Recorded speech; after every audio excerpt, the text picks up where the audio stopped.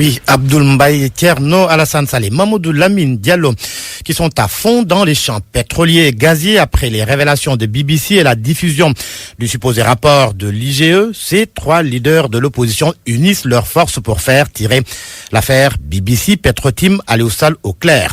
En conférence de presse, ils ont chargé le régime de Macky Sall, seul responsable selon eux du pillage des ressources du pays. Des journaux comme Le Quotidien et L'Observateur rapportent qu'Abdoul Mbaye et compagnie accusent Macky Sall de haute trahison. Du coup, souligne Sud Quotidien, le CND, le Congrès de la Renaissance démocratique, exige l'ouverture d'une enquête pour haute trahison impliquant Macky Sall, Aly Ngouille Ndiaye et Mahammed Boun Abdallah Dionne qui, selon eux, sont les principaux responsables des contrats accordés à Petrotim. Ce n'est pas tout. La presse du jour fait savoir qu'Abdoul Mbaye et compagnie ont annoncé une plainte devant la CREI contre Aliou Sall.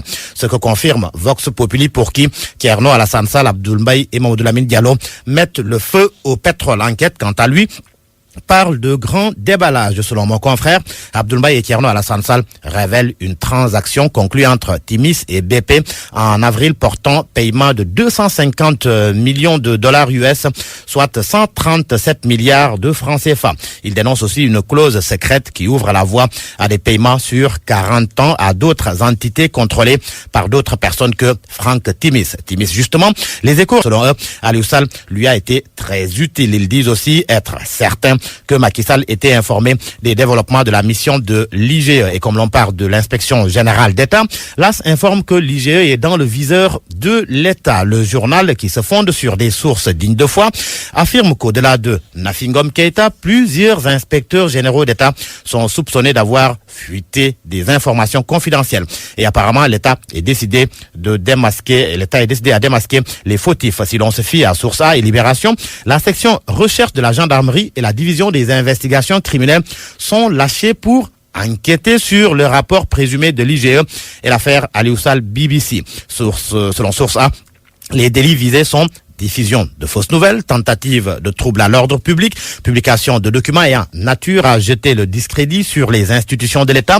Et pour corser la dose, ajoute mon confrère, l'atteinte à la sûreté de l'État s'invite aux enquêtes. Et pendant ce temps, l'Observateur s'intéresse à ce qu'il appelle la guerre des documents secrets autour du frère du président. Le journal du groupe Futur Média indique qu'après la publication du rapport de l'inspection générale d'État, hier, l'ordre de mission donnant feu vert à l'IGE pour enquêter au niveau de Petrosen a été publié sur les réseaux sociaux.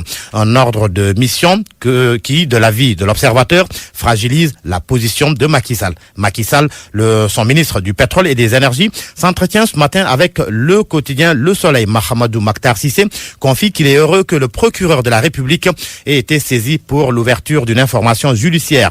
Sous un autre registre, il déclare que notre pays sera plus un futur pays gazier que pétrolier. Entretien à lire aux pages 12 et 13 du quotidien gouvernemental. À la une de l'Observateur, nouvelle bombe sur le maquis. Cette fois-ci, il est question de l'environnement économique et des affaires au Sénégal. L'Obs révèle que la Banque mondiale a déclassé le Sénégal. Le Sénégal qui fait partie des 4 pays relégués dans la catégorie des pays à faible revenu.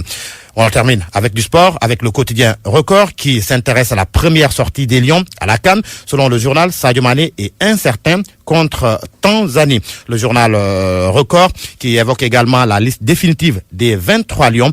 Selon le journal, Sidi Sarr et Santingom sont libérés. Les Lions se rendent à Ismaïlia vendredi.